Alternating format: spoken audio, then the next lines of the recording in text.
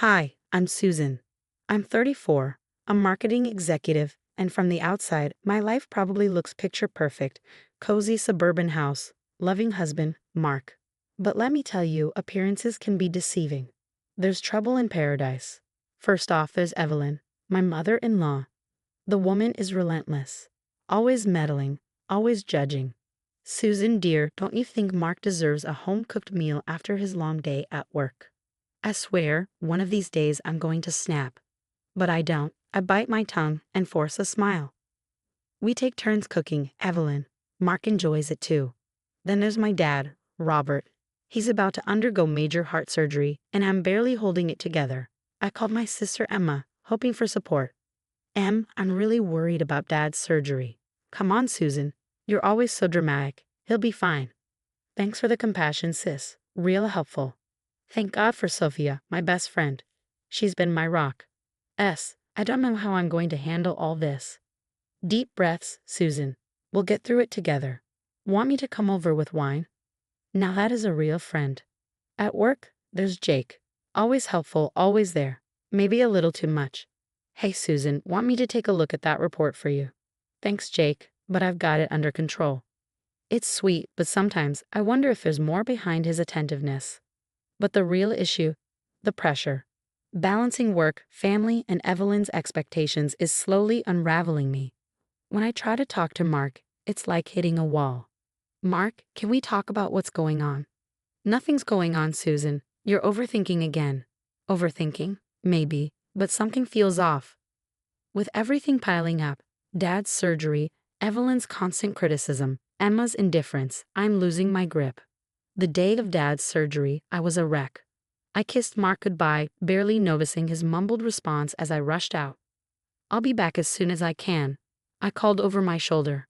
Leftovers are in the fridge. At the hospital, Mom and Emma were already waiting. Any news? I asked, breathless. Mom shook her head. They just took him in. Emma rolled her eyes. Chill, Susan. You look like you're about to go under the knife. I ignored her, pacing. Hours crawled by, my phone buzzed. A text from Evelyn. Susan, call me immediately. It's about Mark. My stomach dropped. What now? I stepped outside to call, but it went straight to voicemail. Great. More stress. Finally, the doctor appeared. The surgery was successful. Your father's in recovery. Relief crashed over me. Mom burst into tears. Even Emma looked shaken. Can we see him? Soon, he needs rest. As we waited, my phone kept buzzing. More texts from Evelyn, each more cryptic than the last. You need to come home. It's worse than I thought. How could you let this happen? What was she talking about? I tried calling Mark. No answer. The knot in my stomach tightened. After seeing Dad, groggy but alive, I headed home, drained and confused. I walked in to find Evelyn sitting on my couch, her expression grim, like she was attending a funeral. Susan, thank God you're here. Evelyn, what's going on? Where's Mark? She stood, her face tight with disapproval. I came by earlier to check on things, and what did I find? Your husband, sprawled on this very couch, surrounded by takeout containers, watching sports. I blinked, trying to process. Okay, and your father was having surgery. You should have been here, supporting your husband. Instead, he had to fend for himself. No home-cooked meal, just takeout. How could you abandon him like that? I rubbed my temples, exhaustion and frustration boiling over. Evelyn, I appreciate your concern. But no buts. This is unacceptable behavior. Evelyn's voice sliced through the air, her eyes blazing with righteous fury. You need to leave him, Susan. My son deserves better than a wife who neglects her duties at home. I blinked, stunned. Leave him? Over takeout? Evelyn, you're overreacting.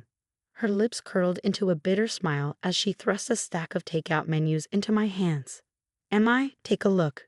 Chinese, pizza, Thai, junk food. Is this how you take care of my son? I flipped through the menus, confused. These are just menus. What's the big deal? The big deal, she snapped, is that Mark is wasting away on this garbage while you gallivant around town. I sank onto the couch, my head spinning. Evelyn, my father just had major surgery. I needed to be there. And what about your husband's needs?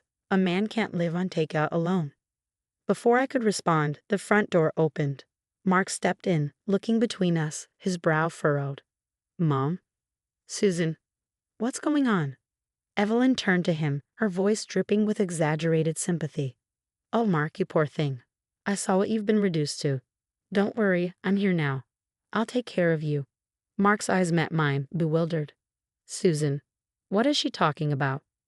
I opened my mouth, but Evelyn's voice cut through, sharper than ever. Mark, darling, you need to divorce her. She's not fit to be a wife. My jaw dropped. Divorce? Over takeout? This is insane. Mark's face flushed red. Mom, that's enough. You can't just. But Evelyn was on a roll, pacing the room and gesturing wildly. I'll call my lawyer friend. We'll sort this out quickly. You can move back home with me. I'll take care of you properly. I felt like I was trapped in some surreal nightmare. Evelyn, stop. This is our marriage. Our life. You can't just. I can, and I will. She snapped, her eyes blazing. I won't stand by while my son is neglected by some career-obsessed woman who can't even cook a simple meal. Mark stepped between us, his voice cold and firm. Mom, stop. You're way out of line. But she wasn't listening. Her phone was out, fingers flying over the keys. I'm texting the family. They need to know what's happening. The shame of it all. I watched in horror, knowing she was weaving some twisted version of events for everyone. This was spiraling out of control. Evelyn, please. My voice trembled. Let's talk this through rationally. My father just had surgery. She cut me off with a mocking tone. Your father. What about your husband? What about your duties as a wife? You're selfish, Susan. You don't deserve my son. Mark's expression darkened. His patience had snapped. He grabbed her phone from her hands. That's enough, Mom. You need to leave. Now. Evelyn gasped, clutching her chest dramatically. You're choosing her over your own mother. After everything I've done for you. His voice was tight. I'm choosing sanity. Go home. We'll talk when you've calmed down. Mark guided her toward the door as she protested, her voice growing fainter until the door shut behind her. Silence settled over the room.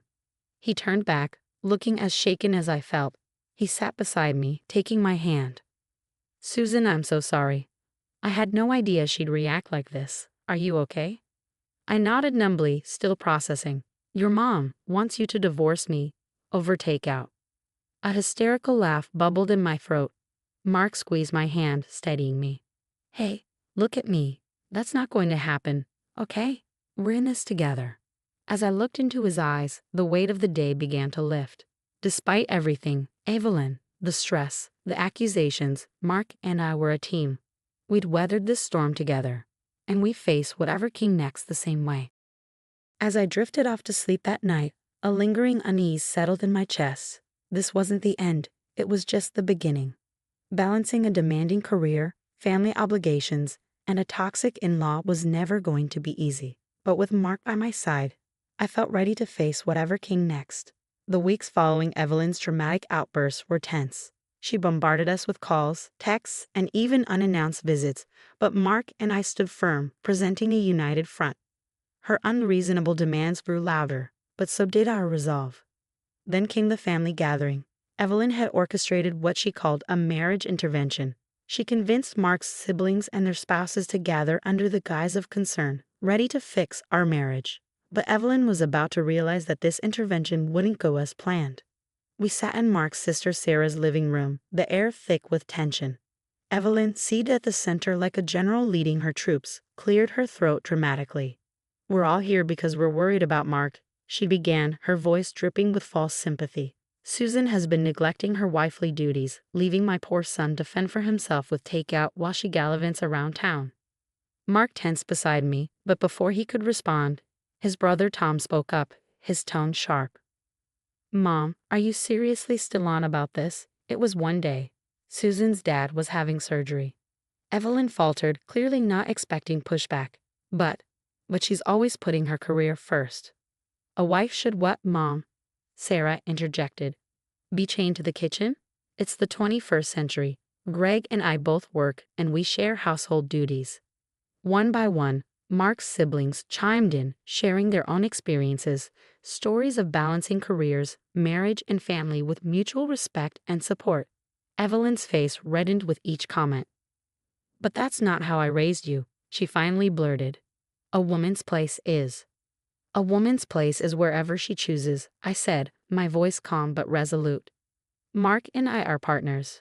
We support each other's careers and share responsibilities. That's what makes our marriage strong." Mark squeezed my hand, his eyes unwavering as he addressed the room. "Mom, I love you, but your behavior has been unacceptable. Susan is my wife, and I stand by her. If you can't respect our marriage and our choices, we'll have to limit our contact with you." The room fell silent. Evelyn's eyes darted around, searching for support, but there was none. Her lower lip trembled. "I just wanted what's best for you," she whispered. Sarah moved to sit beside her. "We know, Mom. But you need to understand that times have changed. What worked for you and Dad might not work for us. And that's okay." I watched as Evelyn's defenses crumbled. Relief, vindication, and a touch of sympathy washed over me. Taking a deep breath, I made a decision. "Evelyn," I said gently, "I want you to be part of our lives. But that can only happen if you respect our choices and our relationship. Can you do that?" Evelyn's gaze flicked between Mark, me, and her other children. Slowly, almost imperceptibly, she nodded. I'll try," she murmured. It wasn't a complete victory, but it was a start. As we left the gathering, I felt a weight lift. We faced this challenge together and emerged stronger. Later that night, as we lay in bed, Mark turned to me with a grin. "You know, I'm kind of craving takeout. What do you say?" I laughed, finally feeling relaxed for the first time in weeks. "Sounds perfect. But let's not tell your mom." How would you handle a situation like this with a difficult in-law? Do you think Susan and Mark made the right choice by standing their ground? Share your thoughts below.